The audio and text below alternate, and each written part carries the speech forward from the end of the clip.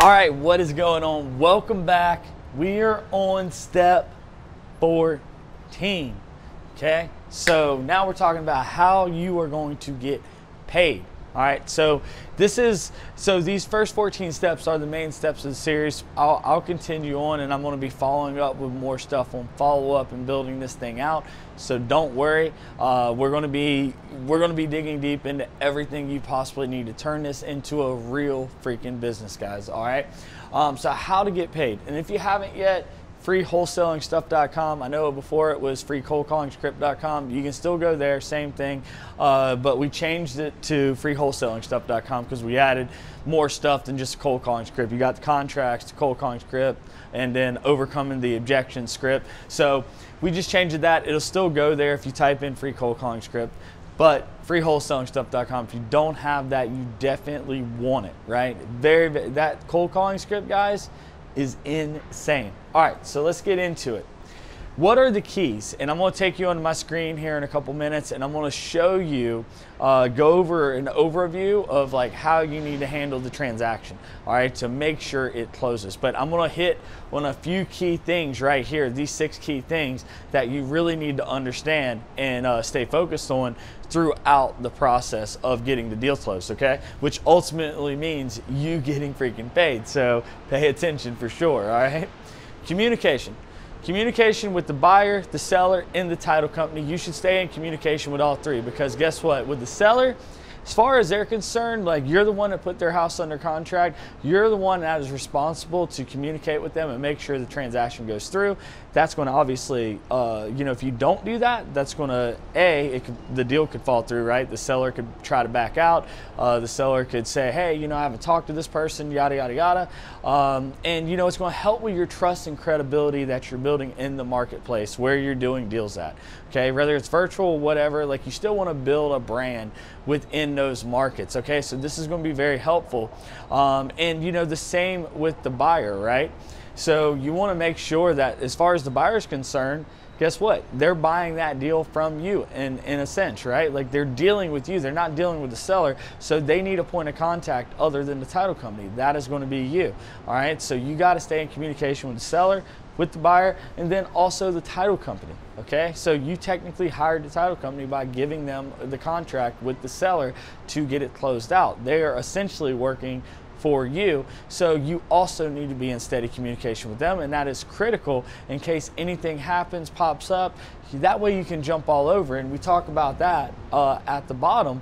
But, you know, guys, at the end of the day, you know, you're a part of this, right? Like, a common mistake, one of the worst mistakes I see a lot of newer wholesalers or investors make is they get into this business and, you know, they're like, all right, I got the seller, I signed it over to the buyer, now I'm just going to step back and watch it happen. That's not the way it works, and that's how you get deals that fall through, right? And it hurts your reputation with the seller, with the buyer. The seller could, guess what? Go, give you a good testimonial. We'll talk about that on the screen recording that I'm going to share with you on my screen. But you get a really good testimonial and someone that would actively go out there. We have sellers all the time that refer us people, okay? So you could actually create a situation where you actually have the seller so happy. You solved their problem. You did everything you said you were going to do. You followed through. The deal closed. Now they will go out and sing praises for you, right? Tell their neighbors, tell other people. We have this happen all the time because we do the right thing. So you need to start out with that mentality right out of the gate, okay? So keep that in mind. With the buyer, the relationship that you have with your buyer is key, right? Because they need to trust you. You want them buying more deals from you. You know, this really comes in handy, especially when you're virtual or, you know, you're trying to sell houses sight unseen. You know, having buyers that trust you, guess what? That's going to go a long way as well. And the title company, I don't even think I need to get into that, but you need a great title company or attorney's office on your side to get these things closed. When things start getting a little bit rough on some deals, maybe, you know, they might push that a little bit harder, just dig a little bit deeper to find some way to get around it if you've done the right thing by them, right? But if you haven't, they will not think twice about just saying, oh, you know, it just isn't going to work. Right? So relationships, guys, relationships in business and in life, they just matter, all right? Do what you say you're going to do, actually care, and you know, communicate with everyone throughout the process. That is going to help you close so many more deals that could become problems. All right. Buyer deposit. So you got to make your buyer put in a deposit, and I talk about it in the screen recording again. We talked about it in another one, $2,000 to $5,000 depending on the purchase price. It's up to you what you want to do. There is no set amount that it has to be, okay? It's completely up to you. That's what I recommend. All right, I'm just telling you that now, but make sure after that buyer signs the contract, okay, that they have those funds, and you verified that with the title company, that their funds for that deposit, that earnest money deposit, are there within 24 hours, all right? If they're not, either you're gonna push them really hard, give them maybe a little bit more leeway to get it done. If they don't, then you're gonna pull the contract, and that's it. You know, you're not gonna play favorites with buyers and get in the pattern of just dealing with like a few buyers. That is how you end up losing in the end. You wanna keep building that list, keep building more and more strong buyer relationships, because as the market changes, you know, buyers could fall off, you know, things can happen. So if you put all your eggs in one basket, that is a recipe for disaster. I'll tell you a quick story. A couple years ago, we were dealing with this huge hedge fund that was buying in one of our markets really heavy. They were paying absolute premiums for properties. They were buying a ton of different properties, right? A wide array of different types of properties. So we were selling them most of our deals because they were paying, you know, just crazy premium prices. Well, guess what? They pulled out automatically, and several months went by, and we've been selling them basically all our deals. So we had to reignite that flame and get our buyers list back engaged, right? And then we were back in, you know, just building those relationships. Okay, so keep that in mind, guys. Buyer funds. So the funds, especially when you're new, I would even push this out a little bit more. We require 24 hours, but I don't think there's anything wrong with you requiring 48 to 72 hours, right? Before actually closing is supposed to happen on that day, that the buyer has all their funds in there to close on that property, because if something happens and it falls through, then guess what? You still have a little bit of time to make something happen or pull a backup offer back in, okay? So backup offers. So what we're talking about now is always be taking backup offers, guys. Like, just because you have it locked in, you have a buyer, everything's set, it's moving forward, you should still have buyers that are right there willing to jump in if something goes wrong. And that's why you want to give that a lot of amount of time for the buyer to get their excuse me, for the buyer to get their funds in. You want to give that a lot of amount of time, because if not, guess what? And you wait until you let them just kind of do whatever they're going to do, and maybe they don't end up getting the money, and then it's at closing, right? And then the buyer backs out. Then you're in a tough spot, right? So you always want to give that buffer and stick to it, guys. Be strict about it. Control the deal, right? This is your deal. It's not the buyer's deal. It's your deal. Start with cash buyers only. What I mean by that is obviously cash buyers, right? But there's a couple different versions of a cash buyer. There's cash buyers that just have straight liquid cash themselves, but then there's also cash buyers that have, like, you know, private money or something like that. Not a loan from the bank. Maybe it's a friend, it's a, you know, business associate, whoever it is, they have money to lend them, right? And so they're essentially still a cash buyer because they can get that money fast, get the deal done. But when it comes to any kind of variable that's even beyond the buyer itself starting out, and you know, when it comes to a loan or something, I mean, it could be paperwork gets screwed up or paperwork's not done right. I mean, there's a lot of things that can happen that push you out. So I recommend that you work with only the buyers starting out that have straight liquid cash ready to close right away, all right? Immediately address issues. Immediately. That's why it's so important to stay in communication with the buyer, with the seller, with the title company, because when something comes up, and like, guys, this is real life. So stuff comes up. It could be some kind of small title issue. It could be a bigger title issue. It could be something pulls up on title that needs to be resolved.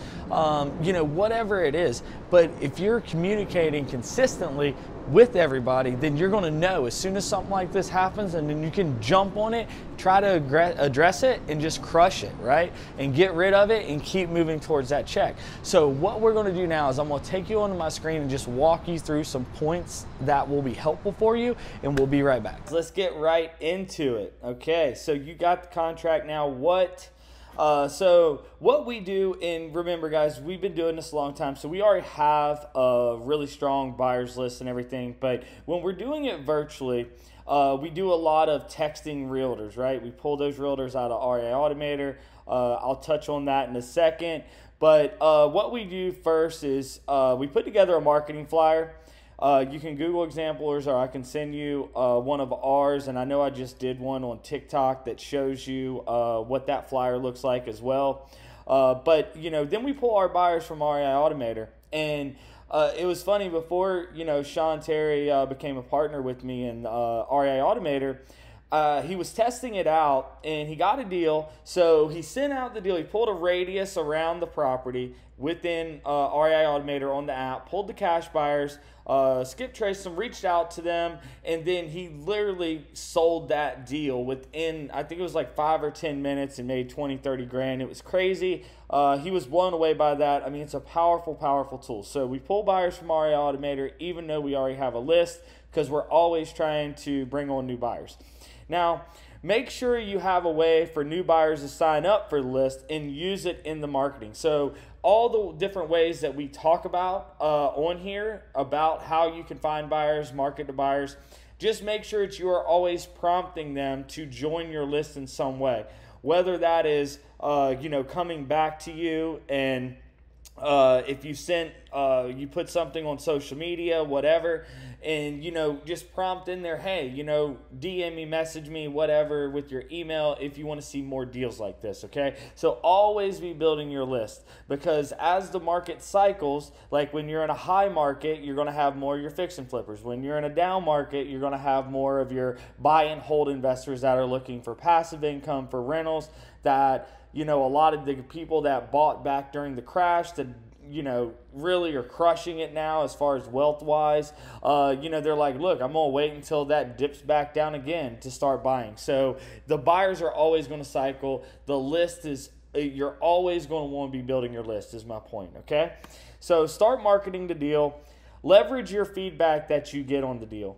Okay, so if you're getting bad feedback and you're priced too high, then that means you might need to go back to the seller. You might need to get another inspection, something like that, get the price down. So always make sure that you're gaining feedback from your buyers, because you're in a time crunch to obviously get the deal sold. You will be using every deal to build a bigger and stronger buyers list, like we talked about, and realtors lists as well, especially if you're virtual, right? So right now we do primarily the majority of our deals virtual, and we'll always use Callfire, and we'll pull a realtor list out of REI Automator in that area, and then we will text out the deal to that list and work with a specific realtor in that area that will show the property and everything else. Now, here's some key mistakes that newbies make dealing with buyers. Lack of confidence and conviction. Okay, and I understand it's one of those, like, you got to fake it till you make it kind of things, because when you show that you don't know what you're talking about, or show any kind of weakness or lack of negotiation skills, stuff like that, buyers they are sharks, right? And I'm not saying all of them are, but a lot of them, they have a lot of money, and they will try to take advantage of you if they can. Not all, but some. So I need you to keep that in mind and be confident when you are talking to them, regardless if you're brand new or not. Do not give up control or let the buyer intimidate you, okay? So again, like we just talked about, a lot of this all stems from lack of confidence, conviction. Don't believe everything they say. Just because they have more experience, they buy a lot of houses, they can blow some smoke too. Not all of them do, but some will. So take some of it with a grain of salt. Now, you want the feedback, right? But if some stuff might seem a little bit off the wall, you just gotta learn to start filtering through that. For any of you that have my virtual training and REI Automator, you're in the Facebook group, when you run into scenarios with buyers that you feel you're not as comfortable with, you can always post it in the group, and I'll help you, and everyone else in there will chime in and help you as well. So don't negotiate. All right, so what I mean by that is you got to understand, all right, like, the more you give, all right, up front, all right, and it's harder when you're starting out because you're kind of worried, hey, did I price the deal right? Am I trying to make too much? Is the price too high? Stuff like that. So I'm not saying this across the board, but what I mean by this is this, right? So if you have interest in a property, you have multiple buyers reaching out to you, you should never be willing to negotiate at that moment. Okay, like you have multiple buyers interested. If you vet them out, you see they're real buyers, or through your realtor, whatever the case may be, then you need to understand that you have a hot property that maybe that you priced too low. That could happen as well. All right, so keep that in mind, and then you're just going to ask for, hey, give me your highest and best by this time. The same thing that we do with the realtors, working with their cash buyers in the virtual process. Same type of thing. You would only want to start negotiating when you're getting closer to the end of your inspection period. You feel like, all right, I might lose the deal, but do not act desperate. Okay, that is the worst thing you could do, because once they sense that, then they are going to try to gain an advantage over you. All right, so giving buyers first look at properties or playing favorites. Now, what will happen is as you start doing this, buyers are going to say, once they've bought a couple properties from you, sometimes even if they haven't, they're going to come back and say, hey, send me those deals that you get first, let me look at them. Don't do first looks, because what ends up happening is you lose money. All right, over the long term, like I'll give you an example that happened to me. We were working with a hedge fund, okay, a couple years ago. They were paying absolute premiums, all right, for the majority of our properties that we were selling them, and they were buying a ton of properties from us, and we started neglecting our buyers. And guess what ended up happening? They stopped buying. Now we got to go back and re-engage our buyers list, because this went on for a few months, like 4 or 5 months, where we weren't really engaging our buyers list that much. We were selling them almost everything at absolute premiums because none of the other buyers really paying that much. But you got to understand that once you fall into that pattern and that buyer disappears, now you got to go back and re-engage and build those relationships back up with your current buyers, get back in front of them with deals and everything else. So don't do the first looks, as over time they will try to progressively get the price lower and lower and lower. Okay, so I bought that last one. I think I paid a little bit too much for it. Let me get a couple grand off of this one and, try to make up. So it's like they'll start doing stuff like that. That's why you never want to work with just 1 to 2 buyers. You want to make sure that you have options, okay? And that will make sure that you're always getting the most money out of the deal. Now, knowing which buyers to work with is key, right? Because you want to make sure that they can show you that they've bought properties recently. They can show you proof of funds. You don't want to get caught in the trap of it's another wholesaler that's saying they're a buyer, and then you lock it up with them, and then they're going out, and it becomes this whole daisy chain of them trying to find a buyer. So the whole thing can become a mess. All right, so vet out your buyers, especially early on as you're getting started. That will save you a lot of headaches and potential issues. So make sure you're doing that. And building a system to manage the closing process with checkpoints. So we're going to talk about that. But remember, we're early on. We're focused on getting the deals closed as fast as possible. We're not getting hard into system building yet because we're still early on. So we're not there yet. But that's always a mistake that as you start doing some deals, you're focused on trying to get the deal, sell the deal. You're all over the place because typically you don't have a team yet. So that's something that you should be focusing on, like once you start building that momentum, okay? Where do you market the deal? So we use REI Automator, pull new buyers, all right, when we get a deal. Obviously our buyers list. We use meetup groups, okay? Now, I don't mean physically going to meetups because you can do this virtually as well. I mean that you use meetup.com, type in real estate investing in the city that your deal is in, okay? Pull up those meetup groups, then you join the email list, all right? And then you'll send out your deal to everyone in that group. So pick the ones that have the most recent activity, the highest activity, and also has the most members. and you have a ton of cash buyers in there. It's almost like a built-in buyers list for you, and then you can just send the deal out into the meetup, by email, which is cool. Also, Facebook Marketplace, a great place to find cash buyers. Facebook groups, LinkedIn groups. LinkedIn is a very underutilized platform for selling wholesale deals. And I tout on this, and I have for a long time. I've made so much money off of LinkedIn, and I hear literally 0 people talk about LinkedIn. But that's okay, because it's going to be our secret, right? So Craigslist, obviously, investor-friendly realtors. And remember, we always work with realtors virtually. And then the last resort is if you come to the end of the road and you're like, man, I'm just struggling with this one, reach out to some of the, the prominent wholesalers that are absolutely crushing it. We're doing a ton of deals in that area if you need to before you let the deal go, just to see if maybe they have a buyer. All right. Now, signing the contract with the buyer and closing the deal. Require a deposit, and for that deposit to be in escrow within 24 hours or you will pull the contract. Okay, so that is very, very important. Make sure that, remember, time isn't on our side. We're trying to get this done within the inspection period, and depending on what you put on your contract is how many days that you have to do that. Now, just keep in mind that if they don't have that escrow, that binder in escrow, that deposit within 24 hours, you need to hit them up hard and say, hey, what is going on here? And if they're not being responsive, they're kind of jerking you around. I'm not saying don't give them maybe a little bit of time, but you need to really stand firm. And if they, don't get it done within a few hours after that, then I would go ahead and pull it.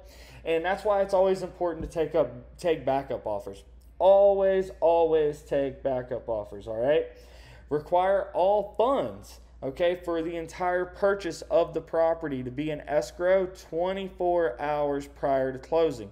You do not want the seller showing up to closing, or if they don't live locally, they get their documents in there, overnight them back to the title company, and then they're waiting on their wire to come through and there's a funds issue, right? So that is important, and that also coincides with taking backup offers with real buyers that are standing by that can jump in if this buyer, hasn't got their money in yet, or they have, issues with that. Now, I always suggest starting out that you work with the people that have straight up cash.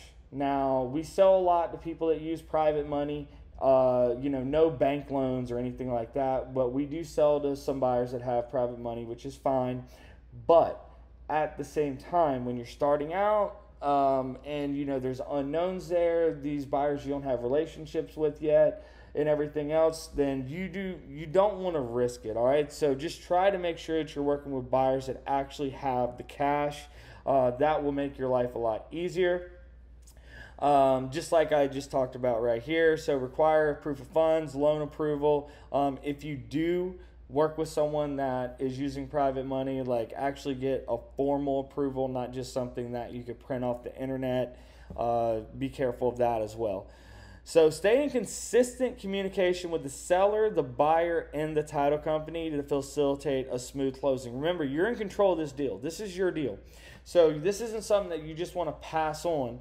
Once you got the buyer in place, once you have the seller locked in, title company's working on it, and then some people make the mistake to just step back and just hope it happens. Do not do that. Tell the title company that hey, reach out to me if there's any issues on this, and then I'll help address it. So that way you know what's going on first, and if you need to do any kind of damage control, you can mitigate that.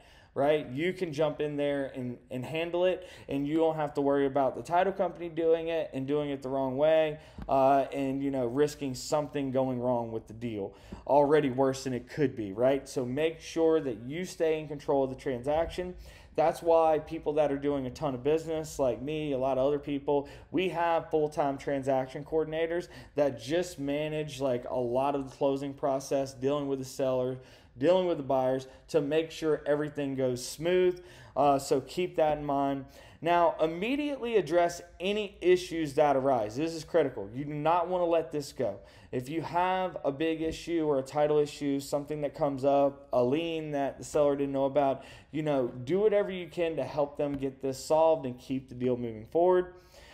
Make sure, and this is something simple, but a lot of people make this mistake, make sure that the seller brings the keys, garage door openers, etc. to closing. Now, if they're not local and they send in the documents and everything, they need to send that stuff in with it. All right, so make sure they understand that. Make sure the title company understands that, because the buyer is not going to be happy if they close on the property and they don't have a way to access it. They're going to go, change the locks, and then it just becomes a little issue that they have with you for not making sure they have that. Now, if the house is supposed to be delivered vacant, confirm that it's vacant before the seller receives the funds. Now, if you're doing this virtually, obviously the realtor is going to make sure that happens, all right, with their buyer. So this is a little tip that I like to use right here for you guys. If you can, it isn't a crazy amount of money. It'll be a little bit, but hopefully you're making at least $10,000 on the deal. But it's going to help you every time. Maybe you don't want to do it in your first deal or your first couple, but keep this in mind moving forward. Getting a videographer to meet you at the closing, if you did want to go to closing, and get a seller testimonial, that's phenomenal content. Now, if you're virtual, obviously this is totally different. But it's something that if you're doing this on a local level, that you would want to keep doing, because it's only going to boost your credibility, give you more social proof, and help you while you're building your brand in your market. Now, you're going to be closing the deal and get paid. So be ready for anything to happen. You're going to have deals that go extremely smooth. You're going to have deals where you're like, man, this is a lot of work. All right, so it balances it out. Now, is it worth it? 100%. It is 100% worth it. This business has completely changed my life, and I highly suggest that you make the commitment and put in the work, and this business could change your life as well. All right, that's why I'm passionate about teaching this stuff to you guys, because I know the power that this business has to building it into a cash machine that you can funnel that profit from that business into more wealth building and long-term investing strategies. Now, if you haven't yet, all right, so remember I said we switched our business over to primarily virtual now, and I took a lot of our in-person, going to over, me personally, 2,000 seller appointments. Sales team's been even more than that. I took all our processes that absolutely crush and, modified those into a virtual process that is absolutely crushing as well, and arguably even more than the local process. So if you haven't seen my new virtual training, check it out. It's at 10kmonths.com. I am not charging a ton of money for this, a ton of investment for this this training, simply because I want you guys to be able to use it. Okay, I want you to be able to afford marketing, get into REI Automator, all this stuff. I even cover your first month. I pay for your first month of REI Automator, so you have that essentially for a month for free. That's $97 alone. And guys, and actually the entire training isn't much more than that, by the way. So I made it an absolute steal so you guys could go in there and actually use it. So make sure you check that out, 10kmonths.com. I love you guys. Let's go out there. Let's do some more deals, baby. All right, guys. So I hope that was helpful for you. As always, if you've been liking this series, guys, please drop me a like. If you haven't yet, subscribe. And guys, down below in the comments, let me know, how have you been liking this series? What do you need help with? What are you struggling with? How can I help you take your business to the next level, right? And don't forget freewholesalingstuff.com if you haven't got your contract package. And then also, guys, REI Automator, right? Free 7-day trial. That link is down there below. But what I want to do right now is take just a quick second and go over you know, something that is very, very cool with you, right? So I've been doing this series on YouTube. I told you that I was about to release this new, like, super in-depth course, right? I poured my heart and soul into this thing. It's called 0 to 10K. So the goal is, right? So the premise is this: taking people that have zero knowledge in real estate, in wholesaling, and getting them to 10K plus as fast as possible in profit, right? So that is what it's all about. Now, full disclaimer, obviously I cannot promise you anything, right? Like, this may or may not work for you, and the variable is always you, right? Like, the processes, the systems, like what I'm teaching, it works. I mean, I do it every single day. There's just no doubt about it. So I'm here, though, to give you all this 10 years of experience, all right? Like, all the blood, sweat, and tears, millions of dollars in marketing that I've spent, been kicked in the teeth many, many times, and, you know, we've been just crushing, right? Just crushing it, guys. And I want to share that with you so you can do the same thing, right? I didn't go to college. Look, you know, I mean, I dropped out of high school, went back, finished. You know, I am not the smartest guy in the room ever, right? So I always want to be in the rooms where there's smarter people, and that's what I've done for years, all right? And I spend tens of thousands of dollars every single year on making myself better and putting myself in those rooms, right? Like, I still have a long way to go. I want you guys on that journey with me. I want to be on your journey. Okay, so I poured my heart and soul into this course, guys. I'm making, like, I'm making it a stupid price. Like, everyone I talk to, they're just like, I just can't believe you put all this time, effort, and, like, how much value is packed in that course for that amount of money. I'm not going to charge you the $1,000, the $2,000, or any of those numbers, because you know what I really want more than I want anything else? I want you to be able to still buy this course and afford to be able to market and get going, get this thing off of the ground. I understand that a lot of you don't have, you know, $5,000, $10,000 sitting in the bank, right? You're looking for ways to become an entrepreneur, to start making money, you know, create a side hustle, work around your full-time job, whatever that is for you, right? So I am here to help you do that. And I made it a really low price based on that, right? Like, that's the whole idea, because I know you're going to need extra money for marketing and, you know, for setting up an LLC, like all this other stuff that'll come to into play down the line.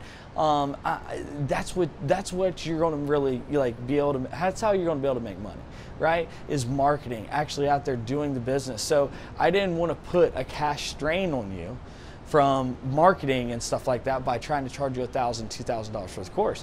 I'll be completely honest with you, the course is worth more than $1,000 or $2,000. It's worth way more than that, because I know all the years, the time, effort, all the money that I've spent in, you know, just educating myself and marketing and learning the business over these years. I mean, what is that really worth? Right? So the idea is, if I started all over again, okay, if I started all over again knowing everything I know now, what would I do to get to $10,000 as fast as possible, right? And that's what this whole course is about. So guys, go check that out. You can go to 0 to 10K, or sorry, no, it's actually 10kmonths.com. All right, so the course is 0 to 10K, 10kmonths.com. And guys, look, I just want to let you know how much you guys mean to me, right? And how serious I am about making you successful in this business and helping you change your life with this business, like this business has done for me. All right, so I love you guys. Let me know in the comments anything I can help you with. I am here for you, and I will see you on the next one. I love you. Peace.